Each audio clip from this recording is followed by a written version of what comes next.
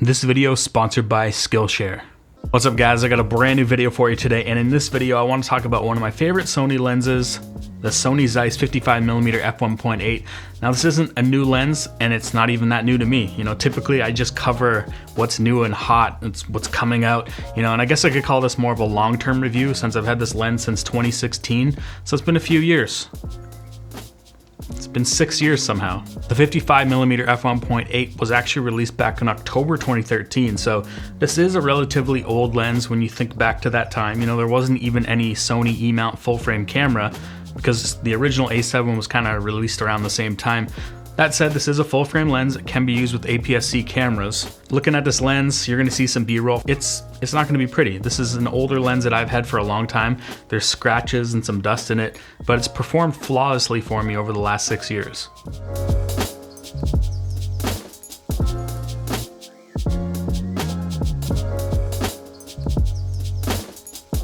It's built like a tank. It's an all-metal design. Even the focus ring is metal. It's got a nice smooth dampening, and that's something you'd expect from a Zeiss badge lens. It doesn't have any focus hold button or even a manual focus autofocus switch on it, but it is really nice and compact, and that's kind of what's, you know, attractive about this over some of the other full-frame 50mm lenses. It comes in at only 281 grams and it has a small 49mm front filter thread, and what's nice about this is you can get cheap filters for it. So I have a small ND filter. It didn't really cost that much because it's not that big. Now I also read that this has dust and moisture resistance, but you know, there's no rear gasket on this lens, so I wouldn't be shooting with this in the rain, and my copy of this lens has a few dust specks in it, so keep that in mind. The lens is f1.8 to f22. It has a 9-round blade aperture, has 3 aspherical elements, 1 linear AF motor, which isn't even the same as the new linear XD motors, but it's still really silent and fast, and I'll show you that later on in the video. But of course, it's also a Zeiss badge lens, so it does have T-star coatings, which helps with flaring. Now when it comes to the optics of this lens, it's beautiful. You know, the color, the contrast from this lens makes images pop. It's insanely sharp wide open, especially considering it's an older E-mount lens. You know, I've shot with this on the A7R4 a couple years ago and it had no issues resolving 61 megapixels, so I can imagine it's going to be perfectly fine on cameras in the future with higher resolutions.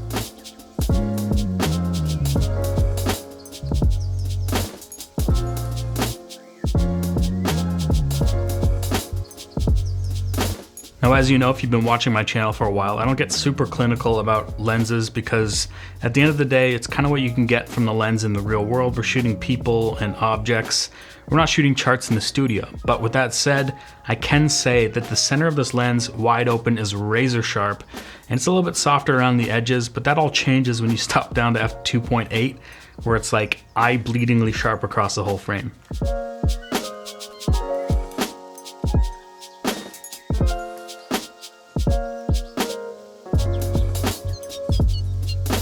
When it comes to the characteristics of this lens, it does have some chromatic aberrations in the high contrast areas.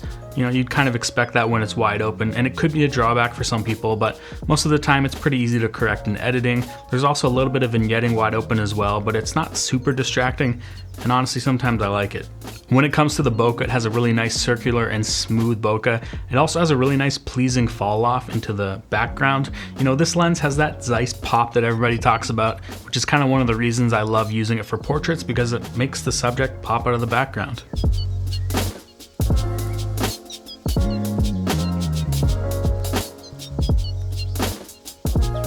When it comes to the autofocus, I've always been really impressed, especially back when I got it in 2016. Not a lot of the lenses I used back then were silent and smooth like this. And when I'm talking about cameras I was shooting with Canon and Fuji, and you know, they're all pretty noisy and choppy, especially when it comes to video. You know, this little lens, super smooth, super predictable, and really fast. And I'd say it holds up really well, even compared to the newest lenses that are coming out. Obviously, it's not going to be as insanely fast as the new Sony G Master lenses with the XD linear motors, but it's still pretty respectable.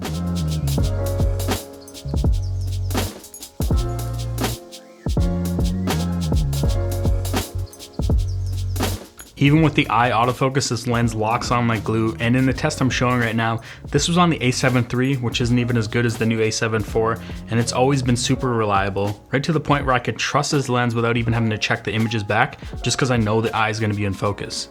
And just for the purpose of this review, I went out and did some face and eye detection and video as well on the A7 IV, and as you can see, it performs amazing.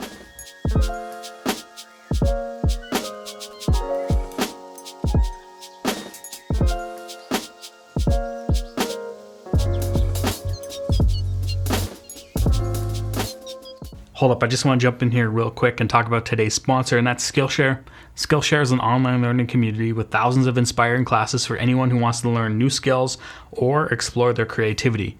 You know, it's a brand new year, and I can't think of a better way to start off 2022 than by investing in yourself and learning something new. Is there a specific skill you'd like to learn? You know, Skillshare is the perfect place to start. You can easily find classes that match your goals or interests, and I'm sure if you're watching this video, you're probably interested in photography or freelancing, which is awesome because there's so many great classes that cover topics like that.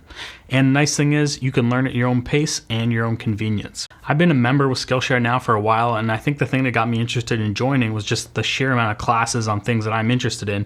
And so I was browsing Skillshare the other day looking for some ways to improve my productivity, you know, just how I could streamline my YouTube videos. And I found a class by Lindsay Holmes called Productivity with Evernote. And I've actually never used productivity software before. And in this class, Lindsay walks you through some really useful info on how to build out a template for your specific project and gives some useful info on ways to streamline things, especially like syncing calendars and making to-do lists. So for this specific video, I actually decided to try it out, and it did really make things a lot more organized and streamlined for me. I could easily see what I needed to complete and what needed to be done, as well as just write my talking points right in with the same notebook. I'm not going to get much more into it. If you want to check out the class, you can do that for yourself. The awesome thing about Skillshare is it's ad-free, so you can stay in a zone where you're exploring new skills. There's also new premium classes launching each week, so there's always something new to check out. And the entire catalog is now available in subtitles with Spanish, French, Portuguese, and German. So the first 1,000 people to use my link in the description will get 1 month free trial of Skillshare.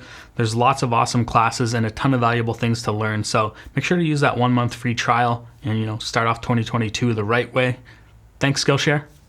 Back to the video. Now, when it comes to the cons of this lens, there isn't too much to complain about. It does have some focus breathing when you're shooting video, especially if you're doing like long focus pulls. And you know, as I mentioned, it does have some chromatic aberration in the high contrast areas, but other than that, you can't really go wrong with this lens. And what's even crazier is that after all this time, this lens is still $1,000 US, which is kind of expensive for a 55mm lens. Sony also makes a 50mm f1.8, and it's like 3 times cheaper, but you're not going to get the same performance that you're going to get from this lens, not the autofocus or not even the optics. But this lens is compact, and it kind of makes it attractive at $1,000 because some of the other Sony lenses, like the G Master 50mm f1.2, is like $2,000. It's way bigger, it's way heavier, and I don't really know if you're gonna get that much better results. At the end of the day, this is a lens I can easily recommend after years of ownership, and I think that you can probably find one of these used for like $600, $700. And if you can, I'd say go for it. But that's gonna be it for this review. If you would like some more long-term reviews on some older gear that I've had for a long time, let me know in the comments. Thanks for watching this video. If you liked it, give it a thumbs up. If you dislike this video, give it a thumbs down twice. Don't forget to hit that notification bell, and I'll see you guys in the next one.